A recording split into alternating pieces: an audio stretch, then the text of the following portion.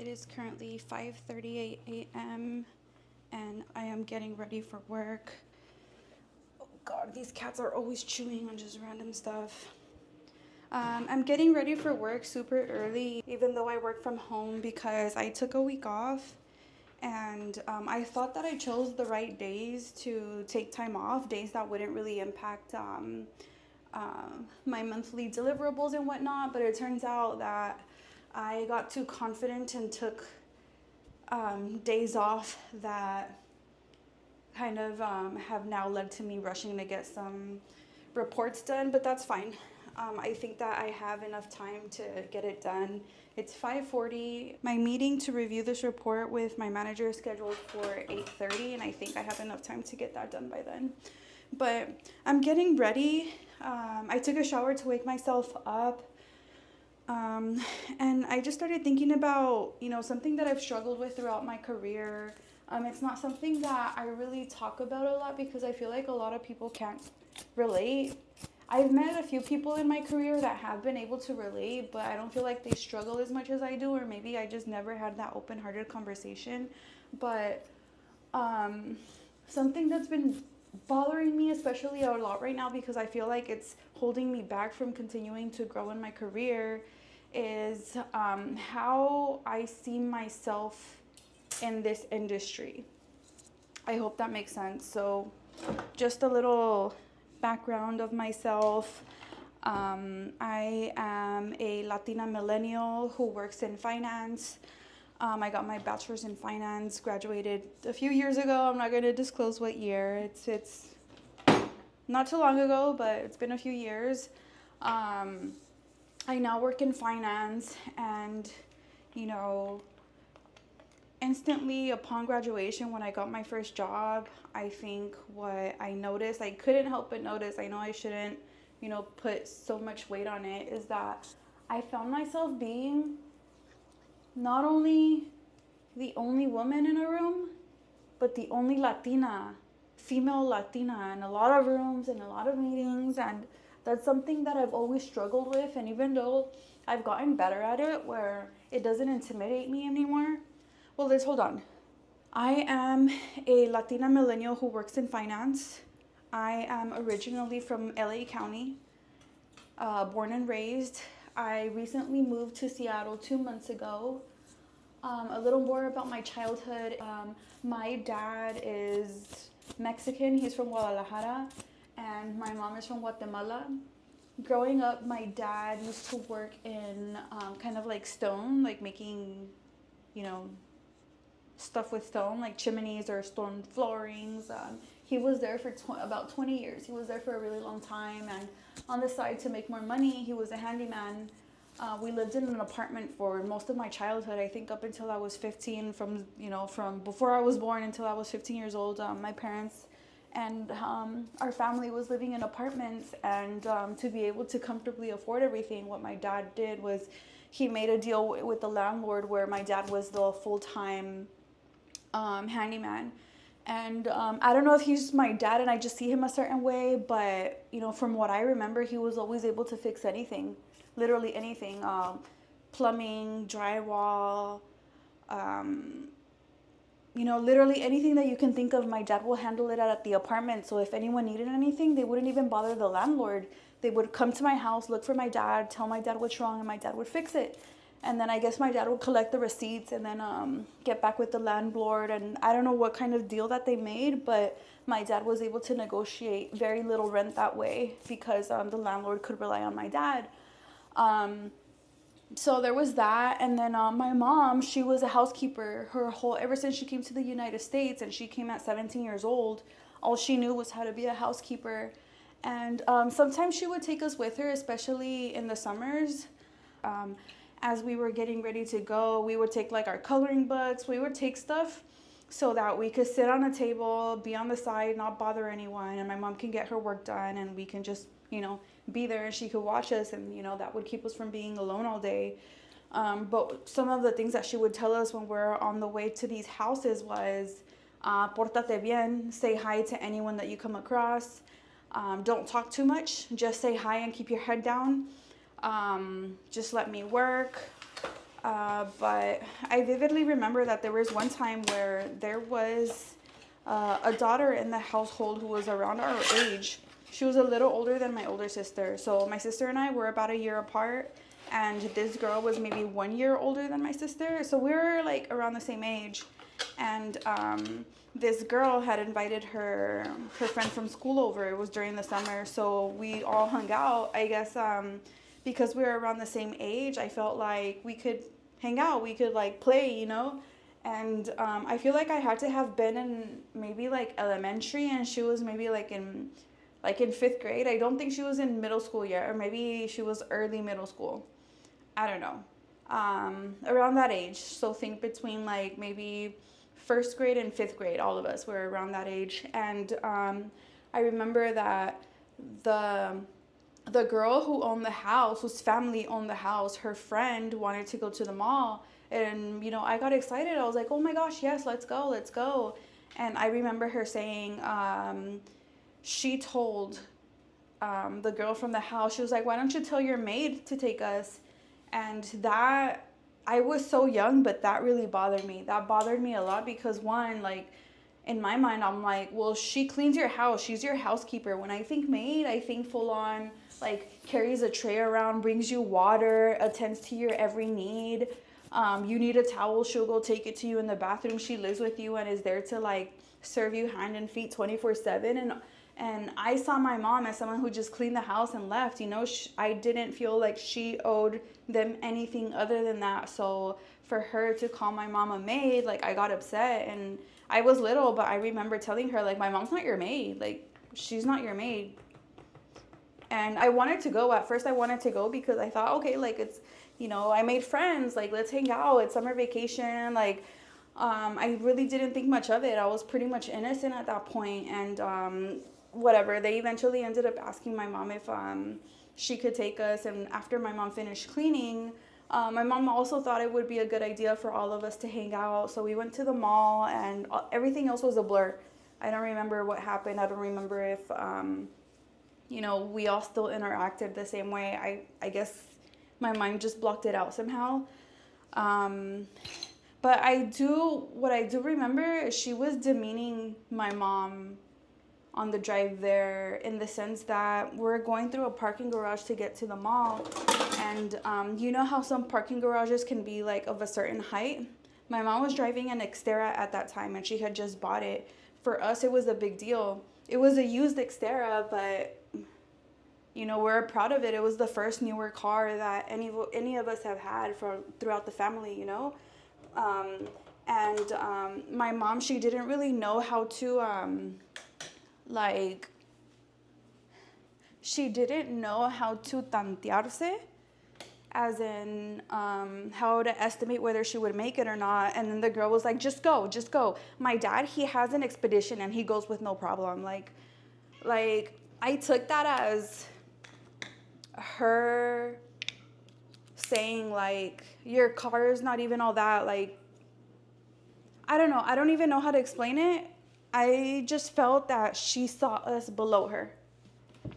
That may not have been the case, but I really felt that way. And for me to pick up on stuff like that when I was so young, I really felt like that was the case. Like, sometimes, it's not like I can ever go back and really ask her, but from what I remember, I think that's the first interaction that I had in my life where I thought, wow, like, they think that we're beneath them. And then I got to think to myself, like, are we? I mean, my mom works for them. They pay us. And I think that was the shifting point of, that shifted something really big in my mind. That changed the way that I saw myself, my family, and the world going forward. But yeah, fast track. I'm in college. I went to Cal State Long Beach. It was it's a pretty diverse school. So, of course, when I first got there, I did see that I was a minority, but it didn't really get to me much because in your beginning years, or in my beginning years, I felt myself in a lot of classes where there was a lot of Hispanic and Latino. So I felt like I could relate.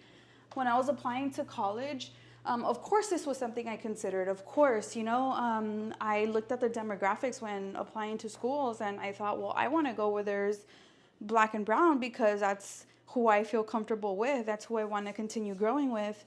And so I decided to go to Cal State Long Beach because it was close to home and the demographics were they were good, And I think that was my first struggle. Let me make myself some coffee. That was my first struggle with me being a Latina and trying to progress in my life, because the further I got, the less people I saw that looked like me. And I hope that doesn't sound weird. I'm just being really honest. I'm putting this out there because I wonder how other people face this. Like, if they even face it, like, was it just me or is this a real thing, But yeah, as I progressed through my college career, every year I saw less and less people who looked like me. Obviously, I took that into account. I noticed it, but it didn't really bother me much because, I don't know, I just thought, like, this is just school. Like, it's not a big deal, And yeah, I was getting close to graduation and I started applying to jobs. Fun fact about me, I actually got my first job out of college during my finals, so I didn't even have my bachelor's degree in hand, and I don't know how I did it, but I got this company to hire me.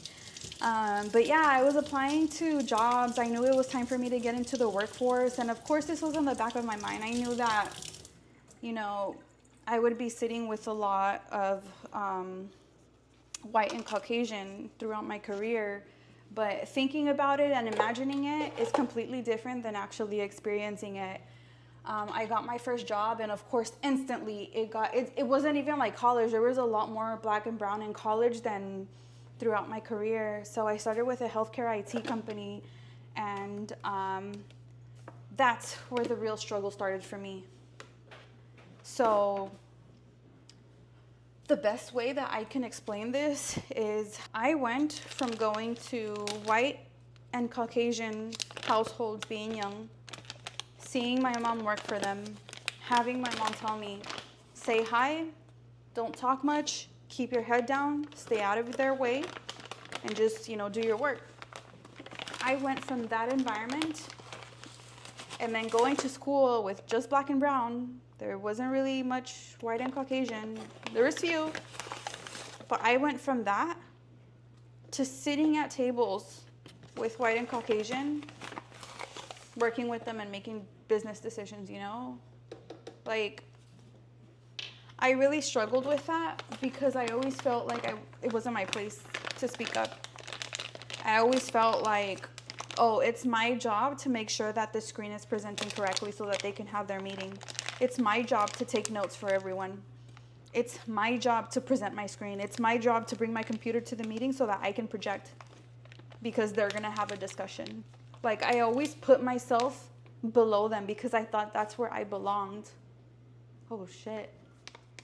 I think that's the first time I say that. Yeah, I did.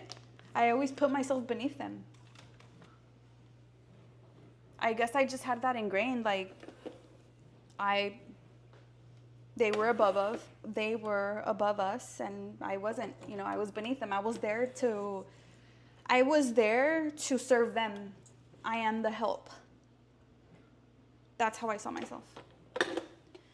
And so through that first job, I remember in my performance review with my manager, he told me that he'd like to see me speak up more, to contribute more in meetings, and he was right, and I appreciate him for telling me that because I didn't really notice it. Again, like, I just felt like it wasn't my position. But then as my career continued to grow, or as I moved throughout my career, or as the years went on throughout my career, I thought, well, you know what? I have something to say. I think I can help. So slowly I started to get out of my comfort zone and start speaking up more. But I would get so nervous because of the same reason, you know. I thought it's not my place. Maybe I don't know what I'm talking about. They're better at this. I should be cleaning this office, not sitting here. I don't know. And I feel like other people can feel that. When your confidence is low, other people can sense it. That's impacted my career in a lot of ways where I'm not respected. Yeah, there have been occasions where people just don't respect me. I'll be sitting in a meeting and, you know, we'll need finance to be there, and the meeting won't start unless my boss joins or unless a coworker of mine joins. Like, I'm not taken seriously, and I know it's because I don't speak up for myself. I don't communicate very well, but I struggle. I really struggle because of this in the back of my mind. I get nervous when I speak. I stutter. It's just really bad. It's holding me back throughout my career, and I need to do something about it. I'm considering taking like a business class or maybe business communication class. I was listening to the Bedros Julian podcast, and he suggested something like taking improv. I don't know. If anyone out there has a recommendation, like, please do send it over. I just know that something needs to change. It's gotten to the point where it's stalling my career. Thankfully, I have a good job right now. I haven't had a problem with any of my bosses. I did have a boss who related to me a lot. I have two bosses who I could really openly discuss this with them. Throughout my entire career, my first boss was the one who told me that he'd like to see me be more vocal, but I got that throughout my entire career. I think this is my first boss who hasn't really felt the need to tell me that. But before that, I had a couple bosses where I openly told them, like, hey, I struggled with that because of XYZ.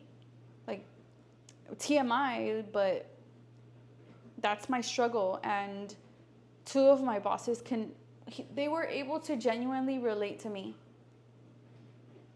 And I really wish I would have stuck with them, because it was inspiring to see how minorities like myself, a minority, you know, a regular person just like me, was able to grow throughout their careers.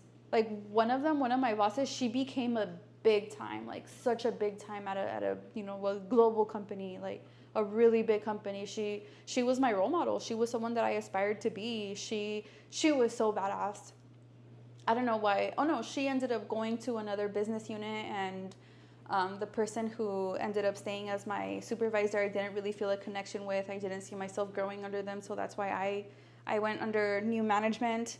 And then him, who also I related to, and he related to me so much and gave me a space where I can, you know, talk about these things. That took a big weight off of my shoulder, because when I told him this, he suggested books for me to read and kind of gave me some tips on how to overcome this. And I feel like if I would have stayed under his management, maybe I wouldn't still be having this issue. But I ended up having to leave from under him just because that company got to the point where we're all being overworked. And I was pursuing a promotion during that time, but I think for the same reason, because I wasn't speaking up for myself so much, it was harder for me to get it. He was basically ready to go on to his promotion, but I felt like I was holding him back because he didn't want to leave before I got my promotion. Gosh. This makes me miss him, because this makes me realize that he has to be the best manager / supervisor I ever had, because he really did look out for me. But anyways, where was I going with this? Yeah, I ended up getting a promotion through another company. Maybe this will be one of my 2025 goals, to find a way to get over this. This has gone for long enough, and I can't let it continue to hold me back in my career. I just can't. Like, at some point we have to say, you know, no more. No more. I am not a girl who cleans people's houses anymore. I earned my place at this table, just like everybody did. I'm here for a reason. I was hired for a reason. I've been at this company this long for a reason. I get invited to these meetings for a reason. It's something that I've struggled with throughout my entire career. I'm really tired of it, you know, continuing to be a battle in my life. I feel like I'm at a point in my life where I just need to get over it. I'm ready for my next step, and I'm getting to a point where I can't overlook this anymore. I can't. In order to keep moving up in my career, I need to be able to communicate well. I need to be confident. I need to stop belittling myself. I need to stop putting myself under them. I need to see myself as someone who has earned their seat at the table, and this wasn't just given to me out of charity, you know? I'll keep you guys updated on, you know, what I end up doing, but this is definitely something that I'm going to be adding to my goals list. It was really refreshing to actually talk about it, and maybe by me vocalizing this, even if it's just, you know, through a social media platform, but maybe me being able to actually speak about it and not just think it, but actually being able to speak it will help me, you know, or will give me that motivation or that push to actually make an effort to overcome this. So thank you for listening.